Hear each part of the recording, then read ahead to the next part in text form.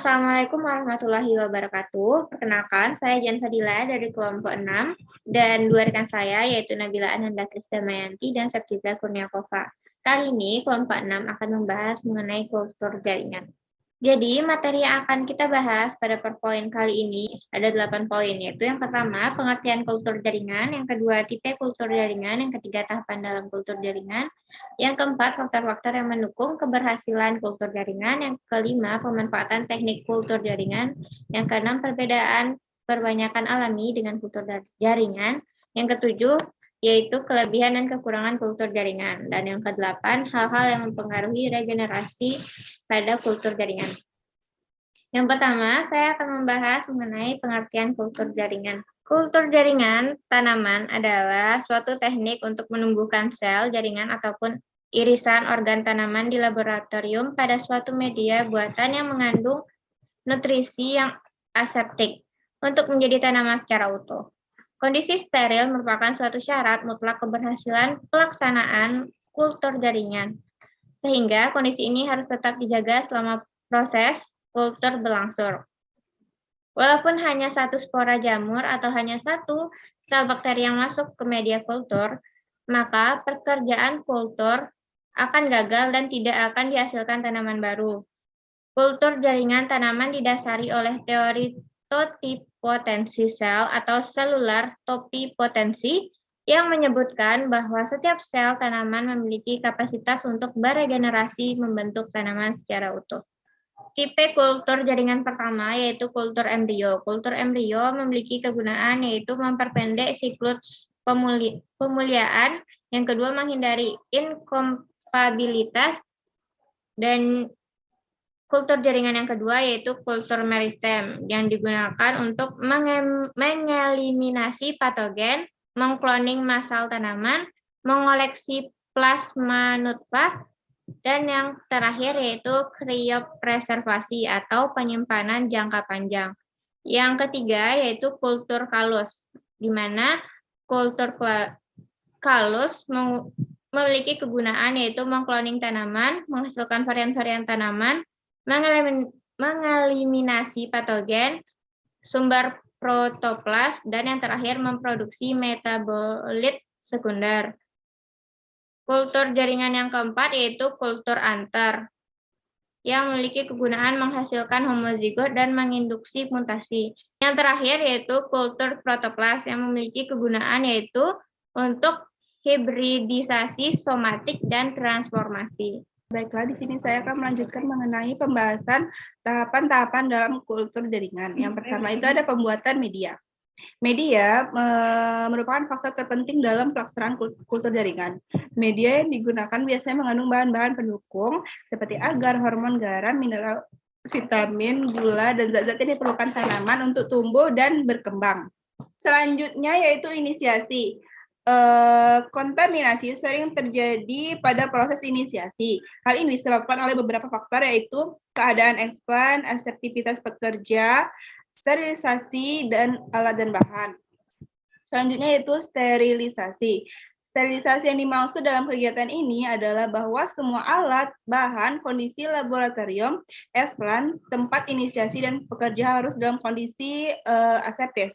Selanjutnya multiplikasi. Tahapan multiplikasi dilakukan untuk mendapatkan jumlah planet yang lebih banyak.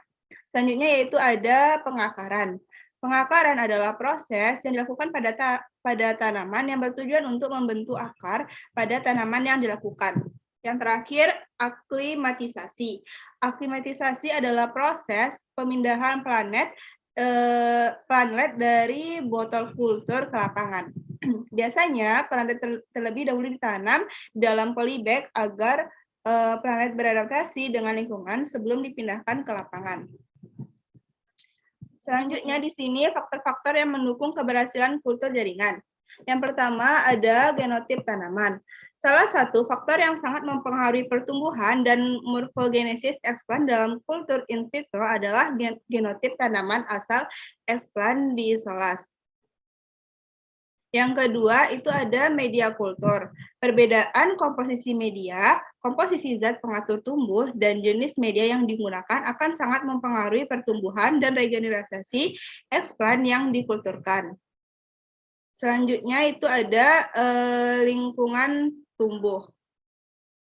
Suhu tanaman umumnya tumbuh pada lingkungan dengan suhu yang tidak sama setiap saat. Misalnya pada siang dan malam hari. Tanaman mengalami kondisi dengan perbedaan suhu yang cukup besar. Selanjutnya, pemanfaatan teknik kultur jaringan. Yang pertama itu ada transformasi genetik. Teknik kultur jaringan kini tidak hanya digunakan sebagai teknik perbanyakan tanaman. Pekerjaan biologi molekuler seperti transformasi genetik atau rekayasa genetika juga membutuhkan teknik kultur jaringan. Jika transfer gen dilakukan secara in vitro. Selanjutnya, memperbanyak genetically modified plants atau yang dikenal sebagai tanaman transgenik. Tanaman transgenik memiliki karakteristik agronomi yang spesifik sesuai dengan gen of interest yang disisipkan. Selanjutnya, perbanyakan tanaman hibrid yang memiliki sifat-sifat unggul. Tanaman hibrid merupakan hasil persilangan antara dua tanaman yang masing-masing membawa karakter spesifik, sehingga karakter yang dimilikinya merupakan perpaduan atau kombinasi yang berasal dari dua tetua. Tanaman hibrid harus diperbanyak secara vegetatif untuk mempertahankan sifat unggul yang dimilikinya. Selanjutnya, memperbanyak tanaman yang tidak memiliki biji. Tanaman tanpa biji seperti pisang harus diperbanyak secara vegetatif. Secara vegetatif konvensional, pisang diperbanyak melalui anakan dan atau mata bonggol. Selanjutnya, mempermudah pengiriman tanaman dalam kontainer steril. Pengiriman tanaman jarak jauh dapat dipermudah jika tanaman yang dikirim tersebut berukuran relatif kecil serta bebas patogen. Bebas patogen diperlukan untuk mengatasi masalah karantina yang biasanya disyaratkan oleh negara tujuan. Selanjutnya, memperbanyak tanaman yang bijinya sulit berkecambah. Contohnya yaitu anggrek dan nepenthes. Tanaman anggrek dan nepenthes adalah jenis tanaman yang memiliki biji yang sulit berkecambah pada kondisi normal pada media tanah sebagaimana umumnya jenis tanaman Angiospermae. Selanjutnya, menghasilkan tanaman bebas virus dari kultur meristem. Selanjutnya, fusi protoplas. Tujuan dari fusi protoplas adalah untuk menyilangkan tanaman yang dilakukan secara in vitro. Yang pertama dilakukan adalah membuat kultursel dari tanaman yang akan disilangkan tersebut. Selanjutnya, dilakukan isolasi protoplas, yaitu dengan jalan mendegradasi dinding sel dengan enzim selulase dan pektinase, sehingga yang tersisa hanya protoplasmanya. Selanjutnya yaitu embrio rescue. Beberapa spesies tanaman tidak berkembang setelah terjadinya fertilisasi. Untuk kasus seperti ini, maka dilakukan kultur embrio. Penyelamatan embrio melalui kultur embrio ini disebut embrio rescue. Selain yang terakhir adalah menghasilkan tanaman double haploid melalui kultur mikrospora.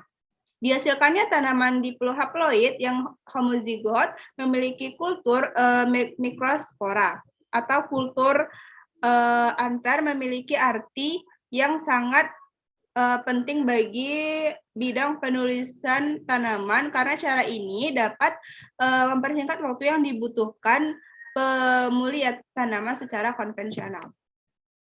Baiklah, saya akan melanjutkan penjelasan dari teman saya, yaitu perbedaan perbanyakan alami dengan kultur jaringan. Pada perbanyakan secara alami, nutrisi diperoleh secara alami dari dalam tanah. Tanaman dapat membuat makanannya sendiri atau autotrof. Sumber tanaman harus cukup umur. Fotosintesis dengan bantuan matahari sehingga dipengaruhi oleh musim. Sedangkan perbanyakan dengan kultur jaringan, media terbuat dari nutrisi kimia. Tanaman tidak membuat makanannya sendiri. Sumber tanaman sedikit. Fotosintesis dengan cahaya lampu tidak dipengaruhi musim. Selanjutnya, kelebihan dan kekurangan dari kultur jaringan. Yang pertama, kelebihan. Kelebihannya yaitu yang pertama, sifat identik dengan induknya. Yang kedua, perbanyakan dalam waktu singkat. Yang ketiga, tidak perlu areal pembibitan yang luas. Yang keempat, tidak dipengaruhi oleh musim. Yang kelima, tanaman bebas jamur dan bakteri. Selanjutnya, kekurangan dari kultur jaringan. Yang pertama, bibit hasil kultur jaringan sangat rentan terhadap hama penyakit dan udara luar.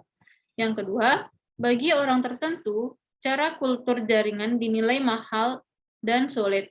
Yang ketiga, membutuhkan modal investasi awal yang tinggi untuk bangunan atau laboratorium khusus, peralatan, dan perlengkapan. Yang selanjutnya, diperlukan persiapan SDM yang handal untuk mengerjakan perbanyakan kultur jaringan agar dapat memperoleh hasil yang memuaskan. Dan terakhir, produk kultur jaringan pada akarnya kurang kokoh. Pembahasan selanjutnya yaitu hal-hal yang dapat mempengaruhi regenerasi pada kultur jaringan. Yang pertama, bentuk regenerasi dalam kultur in vitro, yaitu pucuk aksilar, pucuk adventif, embrio somatik, pembentukan photocorn-like bodies, dan lain-lainnya. Selanjutnya, explant. Explant merupakan bagian tanaman yang dipergunakan sebagai bahan awal untuk perbanyakan tanaman. Faktor explant yang penting adalah genotip atau varietas, umur explant, letak pada cabang, dan seks jantan atau betina. Bagian tanaman yang dapat digunakan sebagai explant adalah pucuk muda, batang muda, daun muda, kotiledon, hipokotil, endosperm, ovari muda, anter, embrio, dan lainnya. Yang ketiga, media tumbuh. Di dalam media tumbuh mengandung komposisi garam anorganik, zat pengatur tumbuh, dan bentuk fisik media. Dan yang keempat, zat pengatur tumbuh tanaman. Faktor yang perlu diperhatikan dalam penggunaan ZPT adalah konsentrasi, urutan penggunaan, dan periode masa induksi dalam kultur tertentu. Dan yang kelima, yaitu lingkungan tumbuh. Lingkungan tumbuh yang dapat mempengaruhi regenerasi tanaman meliputi temperatur, panjang penyinaran, intensitas penyinaran, kualitas sinar, dan ukuran wadah kultur. Baiklah, sekian presentasi dari kelompok kami. Jika ada salah, kami mohon maaf. Wassalamualaikum warahmatullahi wabarakatuh.